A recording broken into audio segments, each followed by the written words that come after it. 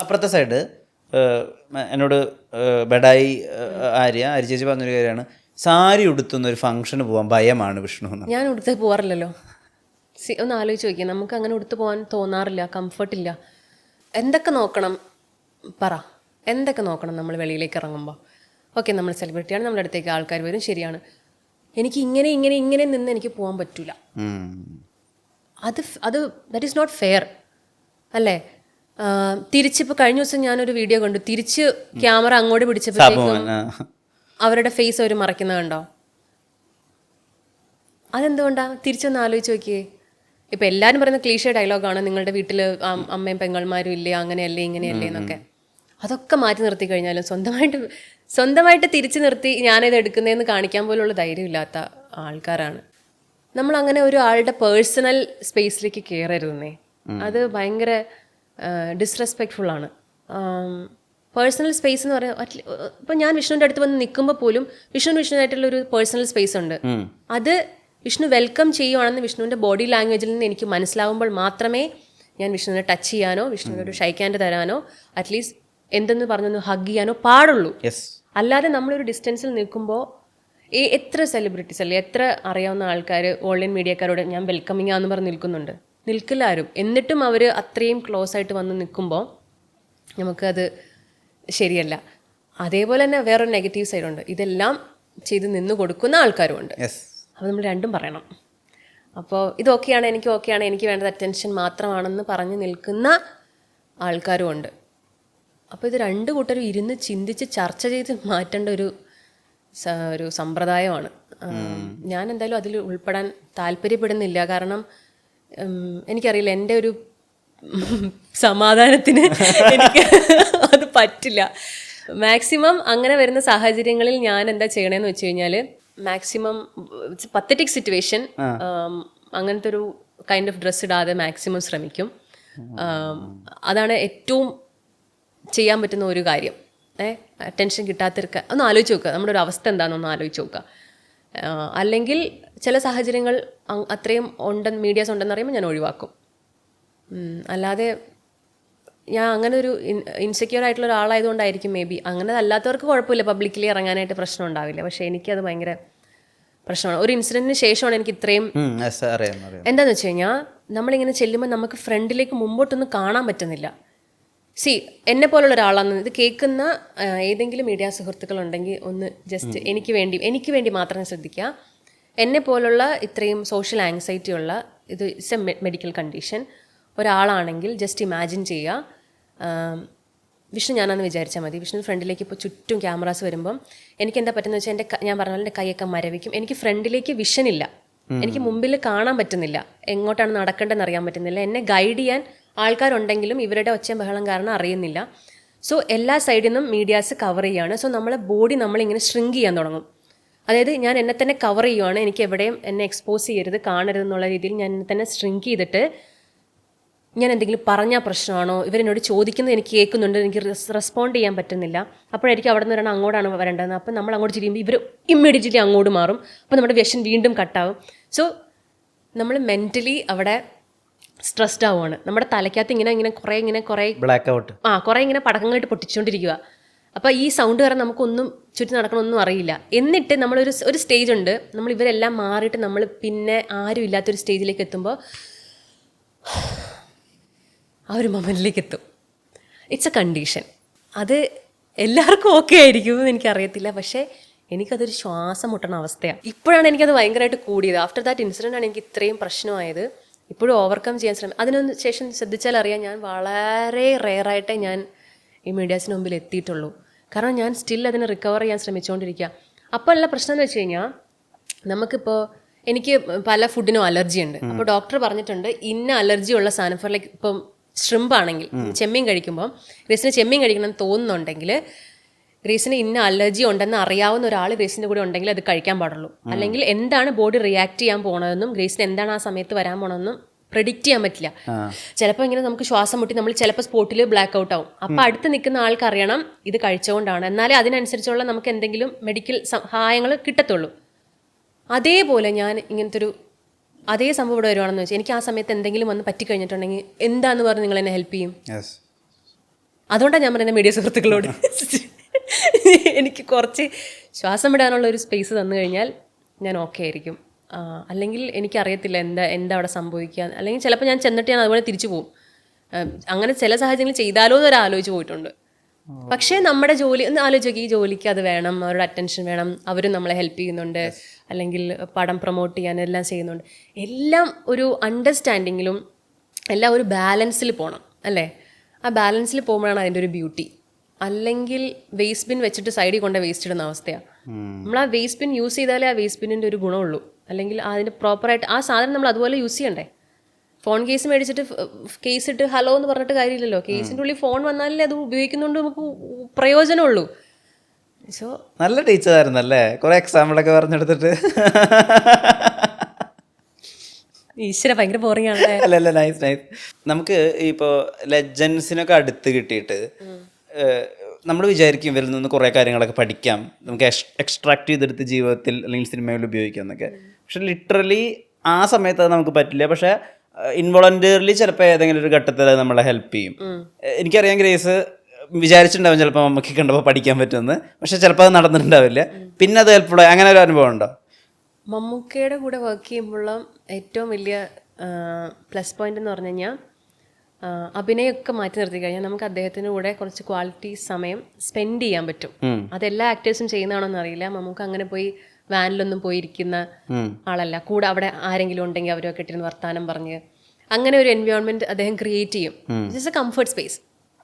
അത് ഒരു 5 വയസ്സുള്ള കുട്ടിയാണെങ്കിൽ ആ 5 വയസ്സുള്ള കുട്ടിയുടെ ലെവലിലേക്കും, ഒരു 50 വയസ്സുള്ള ആളാണെങ്കിൽ അദ്ദേഹത്തിന്റെ ലെവലിലേക്കും, ഒരു 15 വയസ്സുള്ള ആളാണെങ്കിൽ അദ്ദേഹത്തിന്റെ ലെവലിലേക്കും വരും.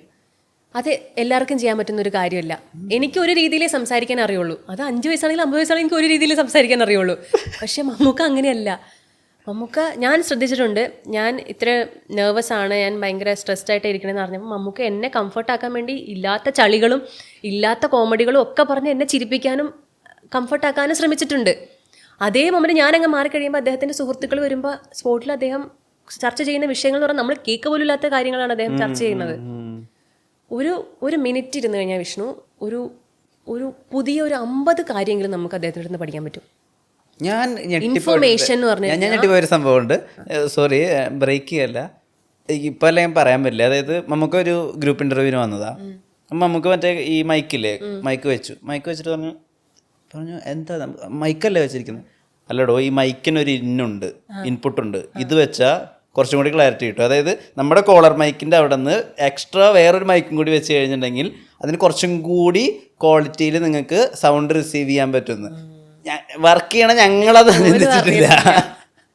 ശരിയാണ്. ഇതുപോലെ 100 കാര്യങ്ങൾ നമുക്കൊരു മൊമെന്റിൽ ഇരിക്കുമ്പോൾ അദ്ദേഹത്തിൻ്റെ പഠിക്കാം. അതാണ് ഞാൻ പറഞ്ഞത്, അഭിനയം മാറ്റി നിർത്തി കഴിഞ്ഞാൽ ഒരു ഇൻഫർമേഷൻ്റെ കലവറയെന്ന് തന്നെ പറയും. ഇതൊക്കെ എവിടെ സമയം കിട്ടുമെന്ന് എനിക്കറിയില്ല. ബട്ട് സ്റ്റിൽ നമ്മളൊരു മെസ്സേജ് അയച്ചു കഴിഞ്ഞാൽ എല്ലാവരും പറയുന്നതാണ് സ്പോട്ടിൽ മമ്മൂക്കയുടെ റിപ്ലൈ വരും. കഴിഞ്ഞ ദിവസം എനിക്ക് പറന്നുപോ കണ്ടിട്ട് മമ്മൂക്ക മെസ്സേജ് അയച്ചു, ഗ്രേറ്റ് വർക്ക്, ഗുഡ് ജോബ് എന്നൊക്കെ പറഞ്ഞു. അപ്പോൾ എനിക്കിതിന് എന്താ റിപ്ലൈ കൊടുക്കേണ്ടതെന്ന് അറിയില്ല. റിപ്ലൈ നമ്മളിപ്പോൾ മമ്മൂക്കടുത്ത് ഹായ് ഹൗ ആർ യു എന്ന് വല്ലതും എനിക്ക് ചോദിക്കാൻ ഭയങ്കര പാടാണേ. ഞാൻ പറഞ്ഞ പോലെ എങ്ങാനും നമ്മൾ വല്ല ഈദിനോ അങ്ങനെയൊക്കെ വല്ലതും ചോദിച്ചു കഴിഞ്ഞാൽ ഹായ് ക ഹൗ ആർ യു സ്മൈലി. അപ്പോൾ നമ്മൾ ഇത് സുഖമാണെന്നാണോ അതോ മടുത്ത് പൊക്കോ എന്നാണോ അതോ എന്ന് ഉപേക്ഷിക്കാതെ വിട്ടുപോകുന്നാണോ നമുക്ക് മനസ്സിലാവില്ല. പക്ഷെ എന്നാലും അദ്ദേഹം എല്ലാത്തിനും ഒരു സമയം കണ്ടെത്തുന്നുണ്ട്.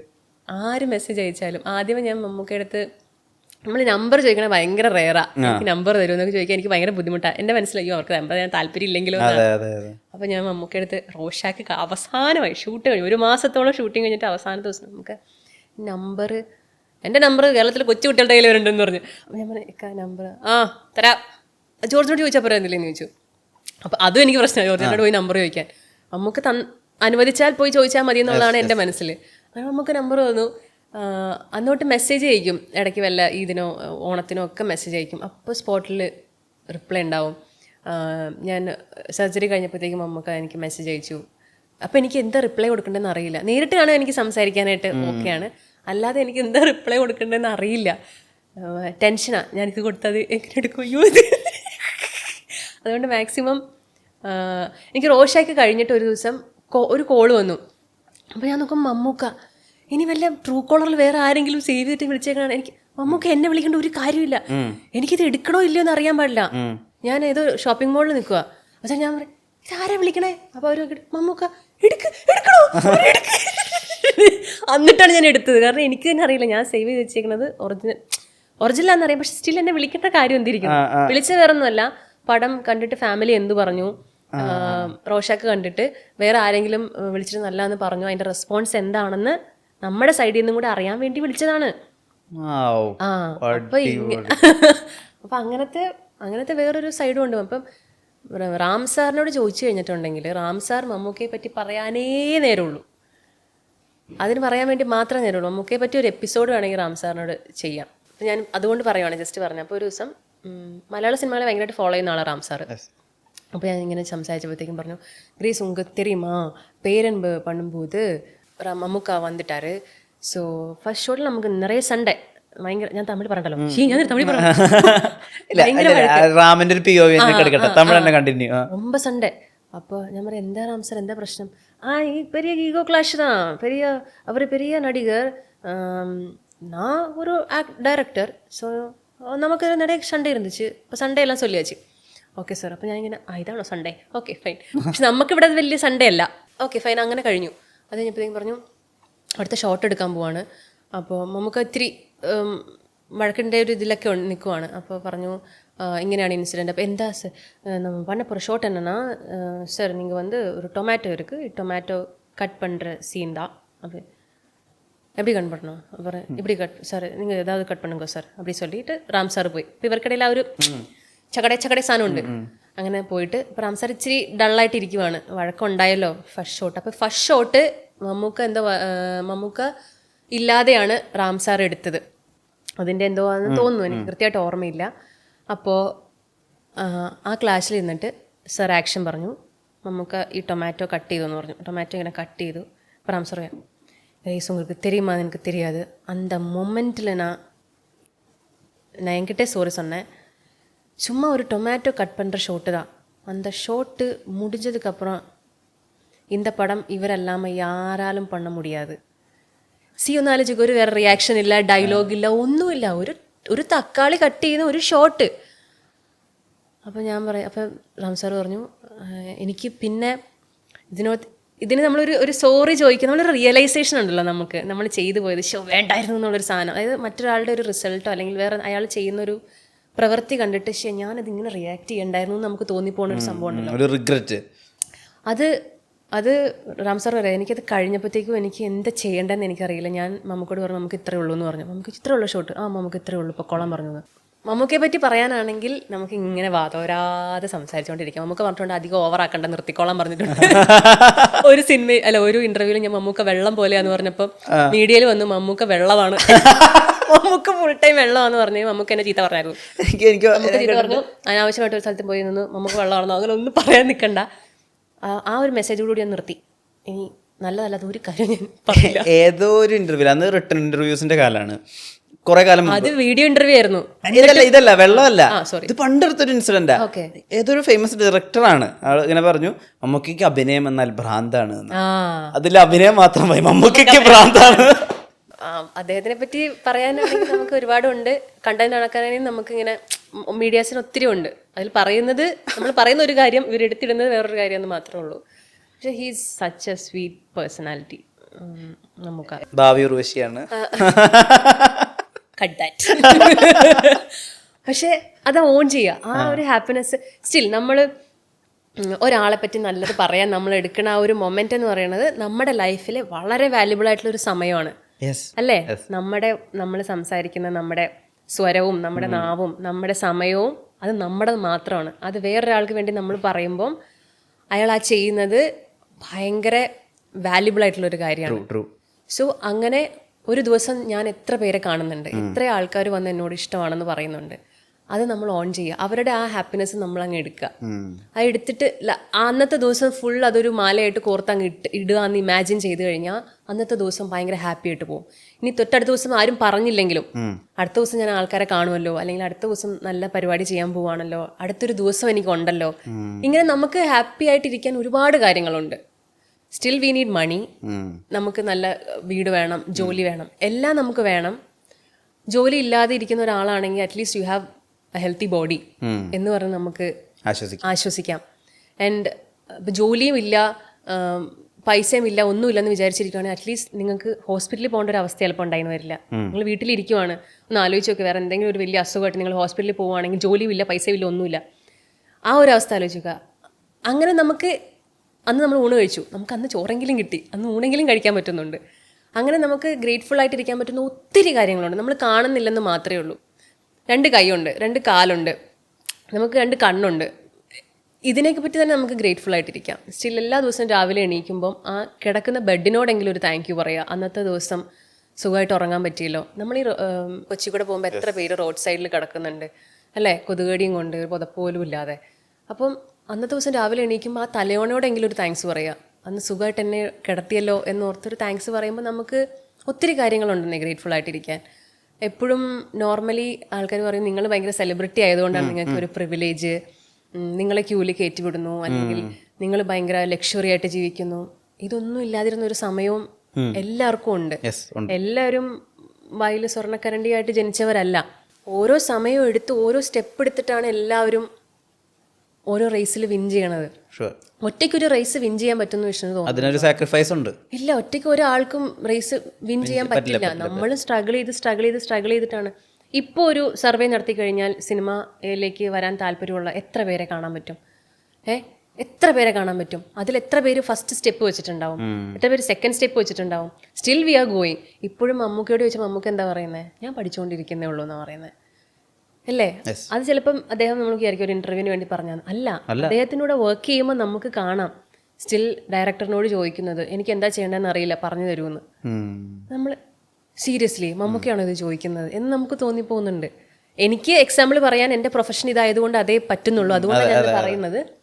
പക്ഷെ എന്നാലും ഇപ്പം എൻ്റെ അമ്മയാണെങ്കിലും, എൻ്റെ അമ്മ കുറച്ച് നാൾ മുന്നേ പറഞ്ഞ എനിക്ക് വീട്ടിലിരുന്ന് മടുത്തു.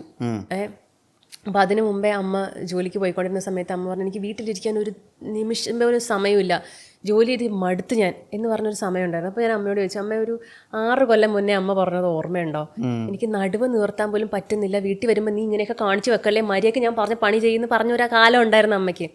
ഇന്ന് അമ്മയ്ക്ക് വേണ്ട എല്ലാം ഇവിടെ ഉണ്ട്. സ്റ്റിൽ അമ്മ കംപ്ലയിൻറ്റ് ചെയ്യുവാണ്. അപ്പം അമ്മ സൈലൻ്റായി, അമ്മ ഒന്നും പറയണില്ല. അന്നമ്മ ഞാനിത് കംപ്ലയിൻ്റ് ആയിട്ട് പറയല്ല, അന്നമ്മ ബസ് കയറി ഭയങ്കര കഷ്ടപ്പെട്ട ജോലി സ്ഥലങ്ങളിലൊക്കെ പൊയ്ക്കൊണ്ടിരുന്നത്. അപ്പോൾ ഇന്ന് അമ്മ പറയുകയാണ്, അമ്മ സ്റ്റിൽ കംപ്ലയിൻറ്റ് ചെയ്യുക. അപ്പോൾ ഇത് കേട്ട അമ്മ എന്നെ തല്ലി. എന്നാലും ഞാൻ പറയാം അമ്മയ്ക്ക് ഇപ്പം എന്തിൻ്റെയെങ്കിലും കുറവുണ്ടോ? അപ്പോഴാണ് അമ്മ റിയലൈസ് ചെയ്യുന്നത് നമുക്കുള്ളപ്പോൾ നമ്മൾ അതിൻ്റെ വില അറിയില്ല വിഷ്ണു. നമുക്കൊന്ന് ഇല്ലാണ്ടാവുമ്പോഴേ, അല്ലെങ്കിൽ നമ്മളൊന്ന് ഓർമ്മിപ്പിക്കാൻ ഒരാളുണ്ടാവുമ്പോഴേ നമുക്ക് ഓർമ്മ ഉണ്ടാവുള്ളൂ. ഇടയ്ക്ക് നമ്മളെ ഒരു പിച്ച് കിട്ടുമ്പോഴാണ് അയ്യോ അവിടെ ദശയുണ്ടെന്നെങ്കിലും നമ്മൾ ഓർക്കണത്, അല്ലേ? അല്ലെങ്കിൽ നമ്മൾ അറിയില്ല അവിടെ ഇങ്ങനെ ഒരു സംഭവം, അതിൻ്റെ ഒരു വാല്യൂ ഉണ്ടെന്ന് നമ്മൾ അറിയില്ല. ഇതൊക്കെ എൻ്റെ തലയിൽ ഉള്ളത് കൊണ്ടായിരിക്കും എനിക്ക് ഈ ഒരു റെസ്റ്റിംഗ് ഫേസ് എൻ്റെ ഭയങ്കര സീരിയസ് ആയിട്ട് ഇരിക്കണതും. ഓരോ മൊമെൻറ്റിലും ഞാൻ ഗ്രേറ്റ്ഫുള്ളാണ്. ഞാനിപ്പോഴും ഓർക്കുന്നുണ്ട്, ഞാൻ കണ്ണാടി നോക്കിയിരുന്ന് ടൂത്ത് പേസ്റ്റും പിടിച്ചുകൊണ്ട് ഇൻ്റർവ്യൂ ചെയ്തത് എനിക്ക് സ്റ്റിൽ ഓർമ്മയുണ്ട്. ഞാൻ വലിയൊരു സിനിമാ നടിയാവും, എന്നിട്ട് എന്നെ ആൾക്കാർ ഇൻ്റർവ്യൂ ചെയ്യും എന്ന് പറഞ്ഞ് ഞാൻ തന്നെ ഇങ്ങനെ ചോദിക്കും കണ്ണാടിയോട്, എന്നിട്ട് ഞാൻ തന്നെ ഉത്തരം പറയും. സ്റ്റിൽ ഞാൻ ഇവിടെ നിന്ന് പോഡ്കാസ്റ്റ് ചെയ്യുന്നില്ലേ. സോ അത് I am so proud of my സെൽഫ്. ആൻഡ് നമ്മളെ കൊണ്ടൊക്കെ പറ്റുന്നേ. അതിന് വലിയ ബാക്ക്ഗ്രൗണ്ട് ഉണ്ടാവണമെന്നോ അല്ലെങ്കിൽ നമ്മുടെ പാരൻസിന് ഒരുപാട് വലിയ ഫിനാൻഷ്യലി സ്റ്റേബിൾ ആവണമെന്നൊന്നും നിർബന്ധമില്ല. എവിടെ നിൽക്കുന്ന ആൾക്കാണെങ്കിലും അവിടെ നിൽക്കുന്ന അവസ്ഥയിൽ ഗ്രേറ്റ്ഫുൾ ആയിട്ട് നമുക്ക് മുന്നോട്ട് പോകാൻ പറ്റും. ഒരു ലൈഫേ ഉള്ളൂ നമുക്ക് എല്ലാവർക്കും. അത് കഷ്ടപ്പെട്ട് ജീവിക്കാതെ ഇഷ്ടപ്പെട്ട് ജീവിക്കുക. ഗ്രേറ്റ്ഫുൾ ആയ ഗ്രേസിനെ കാണാൻ പറ്റി. ഗ്രേറ്റ്ഫുൾ ഞാൻ എപ്പോഴും ഇങ്ങനെയാണ്, പക്ഷെ എല്ലാവർക്കും അത് റിലേറ്റ് ചെയ്യാൻ പറ്റുമെന്ന് എനിക്ക് അറിയത്തില്ല. നമ്മുടെ ലൈഫിലെ ഒരു പോയിന്റ് വരുന്ന സമയത്ത് ഈ ആളുകൾ ചോദിക്കുന്നുള്ളതിന്റെ അപ്പുറത്ത് പലപ്പോഴും നമുക്കും കൂടി തോന്നും ഒരു കമ്പാനിയൻഷിപ്പ് എന്ന് പറഞ്ഞൊരു ഘടകം. അതായത് അതിനെ ഇപ്പോൾ നമ്മളിപ്പോൾ റൊമാൻറ്റിക് റിലേഷൻഷിപ്പ് എന്നൊന്നും ആയിട്ട് പറയണ്ട. ചിലപ്പോൾ നമ്മുടെ എല്ലാ കാര്യങ്ങളും പറയാനുള്ള ഒരാൾ, അല്ലെങ്കിൽ എല്ലാ കാര്യങ്ങളും കേൾക്കാനുള്ള ഒരാൾ, നമ്മളെ ഈ നേരത്തെ പറഞ്ഞ പോലെ ആ സർക്കിളിൽ പൂർണ്ണാവസ്ഥയിൽ മനസ്സിലാക്കുന്ന ഒരാൾ. അതായത് ഇപ്പോൾ നമ്മൾ ഒരാളോട് ചിരിക്കുന്ന ചിരി ഫേക്കാണോ ഒറിജിനലാണോ എന്നെങ്കിലും മനസ്സിലാക്കുന്ന പോലത്തെ ഒരാൾ കാണുമല്ലോ നമുക്ക്. അങ്ങനെ ഒരു കമ്പാനിയൻഷിപ്പ് ആഗ്രഹിക്കുന്ന ഒരു കേസ് ഉണ്ടോ? അങ്ങനെ ചോദിച്ചു കഴിഞ്ഞാൽ നമുക്ക് ഈ ട്രസ്റ്റ് ഇഷ്യൂ ഉള്ളത് കൊണ്ടേ നമുക്ക് എല്ലാവരെയും നമ്മുടെ സർക്കിളിലേക്ക് ഇൻ ചെയ്യാൻ പറ്റില്ല. അപ്പം നമ്മളിങ്ങനെ ഒരാളെ വിശ്വസിച്ച് അയാളുമായിട്ട് നല്ലൊരു സൗഹൃദമൊക്കെ വന്ന് നമ്മൾ മനസ്സിലാക്കുന്ന ഒരാളല്ല ഇയാളെന്ന് അറിയുമ്പോൾ ഉണ്ടാകുന്ന നമ്മുടെ ഒരു ബാക്ക്ലാഷ് ഉണ്ട്. അതൊരു പെയിനാ. അതിൽ നിന്ന് റിക്കവർ ആവാൻ നമുക്ക് ഭയങ്കര പ്രശ്നമാണ്. അതായത് എൻ്റെ പ്രശ്നം എന്ന് പറഞ്ഞാൽ ഞാൻ സ്നേഹിച്ചു കഴിഞ്ഞാൽ ഞാനിങ്ങനെ എല്ലാം പറിച്ചു കൊടുക്കുന്ന ഒരു സ്വഭാവം എനിക്ക്. ഞാൻ വെറുത്ത് കഴിഞ്ഞിട്ടുണ്ടെങ്കിൽ ഞാൻ ആ സ്പോട്ടിൽ നിന്ന് ഞാൻ മാറും. ഞാൻ അവരെ ശല്യം ചെയ്യില്ല. എനിക്ക് 2 എക്സ്ട്രീമുള്ള, എനിക്ക് നടുക്കത്ത് നിൽക്കുന്ന പരിപാടി ഇല്ല. ഒന്നില്ലേ അങ്ങേയറ്റം അല്ലെങ്കിൽ ഇങ്ങേയറ്റം. ആ എക്സ്ട്രീമാണ് എൻ്റെ പ്രശ്നം. അപ്പം അതുകൊണ്ട് എനിക്കൊരു കമ്പാനിയൻഷിപ്പ് എന്ന് പറയുമ്പം ഞാൻ എപ്പോഴും മനസ്സിലാക്കണത് നമ്മൾ മനസ്സിലാക്കുന്ന പോലെ വേറൊരാൾക്ക് മനസ്സിലാക്കാൻ പറ്റില്ല. Whether it is your mom or dad or your husband, ആരാണെങ്കിലും നമ്മൾ മനസ്സിലാക്കുന്ന പോലെ നമുക്ക് വേറെ ആരെയും മനസ്സിലാക്കാൻ പറ്റില്ല. അത് തന്നെ. അപ്പൊ എന്താ പ്രശ്നം എന്ന് വെച്ച് കഴിഞ്ഞാൽ ഒരു പോയിന്റിൽ ഞാൻ മനസ്സിലാക്കിയതാ, നമ്മുടെ പാർട്ട്ണർ നമ്മുടെ കാമുകൻ അല്ലെങ്കിൽ നമ്മുടെ പാർട്ട്ണറിനോട് എനിക്കിതാ വേണ്ടത്, എനിക്കിങ്ങനെ ചെയ്തു തരണം, എനിക്കിങ്ങനെ ഞാൻ ഇതാണ് എക്സ്പെക്ട് ചെയ്യുന്നത് എന്ന് പറയുന്നതിനേക്കാൾ ഉപരി നമ്മൾക്ക് എന്താണോ വേണ്ടതെന്നുള്ളത് അവർക്ക് ചെയ്തു കൊടുക്കാം. സോ അവർക്ക് അതിൻ്റെ ഫീലിംഗ് മനസ്സിലാവുകയാണ്. ഫോർ എക്സാമ്പിൾ, നമുക്ക് ഭയങ്കര ഫാൻസി ആയിട്ടുള്ളൊരു ഡേറ്റിനേക്കാൾ ഉപരി എനിക്ക് സിമ്പിളായിട്ടുള്ള കാര്യങ്ങളാണ് ഇഷ്ടം. സിമ്പിൾ ഫോർ ലൈക്ക് എനിക്ക് ഒന്ന് ഹോസ്പിറ്റലിൽ പോകുമ്പോൾ എൻ്റെ കൂടെ വരുന്നത്, ഹാൻഡ് ബാഗ് ഒന്ന് പിടിക്കുന്നത്. ഹാൻഡ് ബാഗ് പിടിച്ചില്ലെങ്കിലും കുഴപ്പമില്ല എനിക്ക്. ഞാൻ റോഡ് ക്രോസ് ചെയ്യുമ്പോൾ എൻ്റെ കൈ പിടിച്ചാൽ മതി, എൻ്റെ ഹാൻഡ് ബാഗ് പിടിച്ചില്ലെങ്കിലും പ്രശ്നമില്ല. ഫോർ എക്സാമ്പിൾ കമ്പ്യൂട്ടർ പഠിക്കുമ്പോൾ നമ്മൾ തിയറിനേക്കാൾ ഉപരി നമ്മൾ കമ്പ്യൂട്ടർ ചെയ്ത് പഠിച്ചാലേ നമുക്ക് മനസ്സിലാവുള്ളൂ. അതേപോലെ തന്നെ നമ്മൾ പറഞ്ഞു കൊടുക്കുന്നതിനേക്കാൾ ഉപരി ലെറ്റ് ദം എക്സ്പീരിയൻസ്. അപ്പോൾ അവർക്ക് മനസ്സിലാവും അതിൻ്റെ ഒരു വാല്യൂ എന്താണെന്നുള്ളത്. അപ്പോൾ ഓട്ടോമാറ്റിക്കലി അവരും അത് ചെയ്യാൻ തുടങ്ങും. എനിക്ക് OCD പ്രശ്നമുള്ളതാണ്. അപ്പോൾ ഞാൻ എൻ്റെ ഫ്രണ്ട്സിനോട് എപ്പോഴും പറയും, നമ്മൾ ഗെറ്റ് ടുഗദറൊക്കെ വെക്കാൻ നിർത്തി ഞാൻ പറയും എനിക്ക് അവിടെ ഇവിടെയൊക്കെ ഇരുന്നില്ലെങ്കിൽ എനിക്ക് പ്രശ്നമാണ്. അപ്പോൾ ഞാൻ ആദ്യമേ ചെന്ന് അവരോട് പറയുന്നതിലുപരി ഞാൻ ആദ്യമേ എല്ലാം നീറ്റാക്കി വെക്കും. വീണ്ടും ഒരു മെസ്സി ആക്കുമ്പോൾ ഞാൻ വീണ്ടും നീറ്റാക്കും. അപ്പോൾ അവർ ഇതിങ്ങനെയായിരുന്നില്ലല്ലോ, ഞാൻ പറയും അത് ഞാൻ നീറ്റാക്കിയതാ. അപ്പോൾ 3rd ടൈം അവരെന്ത് ചെയ്യും, അവർക്ക് മെസ്സി ആക്കാൻ തോന്നത്തില്ല. കാരണം അവരെൻ്റെ കഷ്ടപ്പാട് കാണുന്നുണ്ട്. അതുപോലെ തന്നെ അവരത് ഓർഗനൈസ് ചെയ്ത് വെക്കാൻ നോക്കും. അത് ഒരേ മൈൻഡ് സെറ്റുള്ള ആൾക്കാർക്കേ പറ്റുള്ളൂ. ഒരാൾ വൃത്തികേടാക്കാനും ഒരാൾ വൃത്തിയാക്കാൻ നിന്ന് കഴിഞ്ഞാൽ നടക്കില്ല. അപ്പോൾ ഇങ്ങനെ നമ്മൾ നമ്മുടെ കൂടെ നിൽക്കുന്ന പാർട്ട്ണറിനോട് ചെയ്യാൻ തുടങ്ങിക്കഴിഞ്ഞിട്ടുണ്ടെങ്കിൽ അതേ മൈൻഡ് സെറ്റുള്ള അതേ വിവേകബുദ്ധിയുള്ള ഒരാളാണ് ഓപ്പോസിറ്റ് എങ്കിൽ അയാൾക്ക് മനസ്സിലാകും ഇത് പറയാതെ പറയുന്നതാണ് എന്നുള്ളത് മനസ്സിലാവും. അതൊരു കാര്യം. രണ്ടാമത്തെന്ന് പറയുന്നത് കമ്മ്യൂണിക്കേഷൻ. ഞാൻ കമ്മ്യൂണിക്കേഷൻ്റെ കാര്യത്തിൽ ഭയങ്കര സ്ട്രെയിറ്റ് ഫോർവേഡാണ്. എനിക്ക് വളഞ്ഞ വഴി അറിയില്ല. എനിക്കിഷ്ടമല്ലെങ്കിൽ ഞാൻ ഇഷ്ടമല്ലെന്ന് തന്നെ പറയും. അത് ഞാൻ തുടക്കമേ പറയും, എനിക്ക് ഇങ്ങനത്തെ ഒരു പ്രശ്നമുണ്ട്. ഞാൻ ഫ്രണ്ട്സിൻ്റെ കാര്യം പറഞ്ഞ പോലെ തന്നെ എനിക്ക് ഇങ്ങനത്തെ ഒരു പ്രശ്നമുണ്ട്, എനിക്ക് ഇഷ്ടമായില്ലെങ്കിൽ ഞാനത് മുഖത്തടിച്ച പോലെ പറയില്ല, ഞാൻ വളരെ ഓപ്പണായിട്ട് പറയും. അത് നിങ്ങൾക്ക് എടുക്കാൻ പറ്റുമോ ഇല്ലയോ എന്ന് എനിക്ക് അറിയത്തില്ല എന്നുള്ളത് തുടക്കമേ ഞാൻ എൻ്റെ കാര്യങ്ങളെല്ലാം ഞാൻ പറയും. അപ്പോൾ ഡിസ്ക്ലെയിമർ ആദ്യം കൊടുക്കണോണ്ട് നമുക്ക് പ്രശ്നമില്ല. എന്നിട്ടും ബുദ്ധിമുട്ടുള്ള ആൾക്കാരാണെങ്കിൽ നമ്മൾ അപ്പോൾ തന്നെ ഓക്കെ ടാറ്റ ബൈ ബൈ. കാരണം എനിക്ക് ആരുടെയും സമയം വേസ്റ്റ് ചെയ്യാൻ താല്പര്യമില്ല. അതുകൊണ്ട് എന്താ പ്രശ്നം എന്ന് വെച്ച് കഴിഞ്ഞാൽ നമ്മുടെ അടുത്തേക്ക് ആരും വരില്ല. വിഷ്ണു വിശ്വസിക്കാന്നറിയില്ല, ഒരാളും ഒരു പ്രപ്പോസലായിട്ടോ അല്ലെങ്കിൽ ഒരു മെസ്സേജ് ആയിട്ടോ അല്ലെങ്കിൽ ഒരു രീതിയിലും ഇത്രയും വർഷത്തിൻ്റെ ഇടയ്ക്ക് എനിക്ക് തോന്നുന്നു സിനിമയിൽ വന്നിട്ട് ഇപ്പോൾ 10 വർഷം ആവാൻ പോകുന്നു, ഇല്ല വന്നിട്ടില്ല. അതെന്തുകൊണ്ടാന്ന് വെച്ച് കഴിഞ്ഞാൽ എനിക്ക് അങ്ങനത്തെ ഒരു അട്രാക്റ്റീവ് സംഭവം കൊടുക്കാൻ ഞാൻ അങ്ങനത്തെ ഒരു ഗേൾഫ്രണ്ട് മെറ്റീരിയൽ അല്ല, തുടക്കമേ തന്നെ പറയാം. പക്ഷെ എനിക്ക് ലൈഫിനെ ഭയങ്കര പ്രാക്ടിക്കലായിട്ട് കാണാൻ ആഗ്രഹിക്കുന്ന ഒരാളാണ്. അതിൻ്റെ ഉള്ളിലൊരു ഇമാജിനറി വേൾഡ് ഉണ്ട്, അതിൻ്റെ ഉള്ളിലൊരു സിൻഡ്രലയുണ്ട്, അതിൻ്റെ ഉള്ളിലൊരു വേറെ പരിപാടികളൊക്കെ ഉണ്ട്. ബട്ട് സ്റ്റിൽ ചെയ്യേണ്ട കാര്യങ്ങൾ ചെയ്യേണ്ട സമയത്ത് ചെയ്യണം. അതിനെ അത്രയില്ല. പക്ഷെ എനിക്കറിയാം ഞാൻ ഭയങ്കര റൊമാൻറ്റിക് ആണ്, ഞാൻ ഭയങ്കര ചില്ലാണ്, ഞാൻ ഭയങ്കര പൊട്ടിയാണ്, മണ്ടിയാണ്, അങ്ങനത്തെ കാര്യം. അത് നമ്മുടെ ആ കംഫർട്ട് സ്പേസിൽ മാത്രമേ നമ്മളത് ചെയ്യൂ. ഞാനിത് ആദ്യമായിട്ടൊരു ഇന്റർവ്യൂ ഇത് വിഷ്ണുവിന്റെ ഇന്റർവ്യൂ പറയുന്ന സ്വപ്നത്തിൽ പോലും വിചാരിച്ചിട്ടില്ല. പക്ഷെ അങ്ങനത്തെ ഒരു കംഫർട്ട് സ്പേസ് വരുമ്പോഴത്തേക്കും കമ്മ്യൂണിക്കേറ്റ് ചെയ്യാൻ പറ്റുന്ന ഒരാളായിരിക്കണം.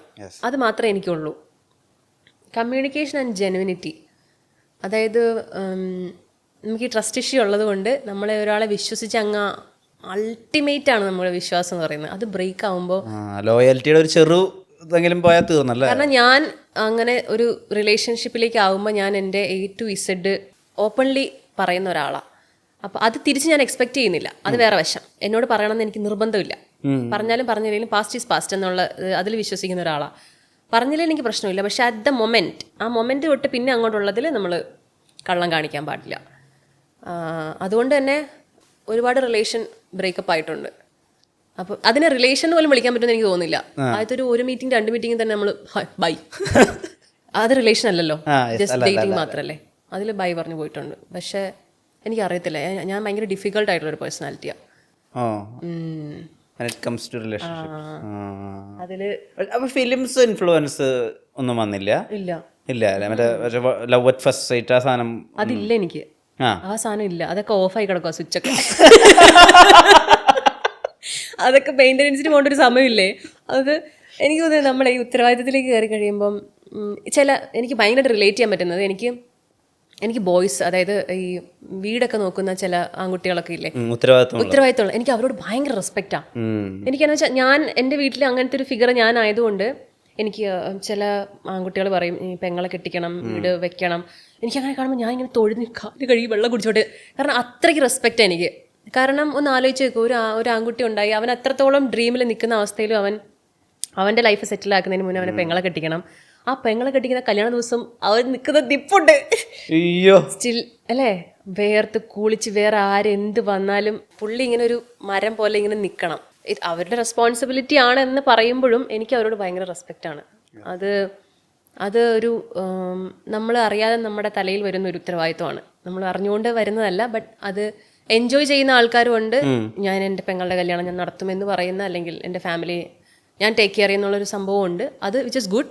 But at the same time ചില ആൾക്കാർക്ക് അത് പറയാതെ, എനിക്ക് പറയണമെന്ന് ആഗ്രഹം ഉണ്ടാകും, പക്ഷെ പറയാൻ പറ്റാത്ത സാഹചര്യം ഉണ്ടാവുമല്ലോ. എനിക്ക് എൻ്റെ ലൈഫാണ് നോക്കേണ്ടത്, ഞാൻ എന്ന് പറയാൻ പറ്റാത്ത സാഹചര്യം ഉണ്ടാവും. അതിലും അത് ചെയ്യുന്ന ആൾക്കാരെ ഞാൻ ഭയങ്കരമായിട്ട് അപ്രീഷിയേറ്റ് ചെയ്യുന്നു. അത് ഭയങ്കര റെയറാണ്, എല്ലാവർക്കും ചെയ്യാൻ പറ്റുന്നതല്ല. സോഷ്യൽ മീഡിയ സെലിബ്രിറ്റീസ്, ഞാൻ ഭയങ്കര പുറകോട്ടാണേ അതെനിക്കറിയാം.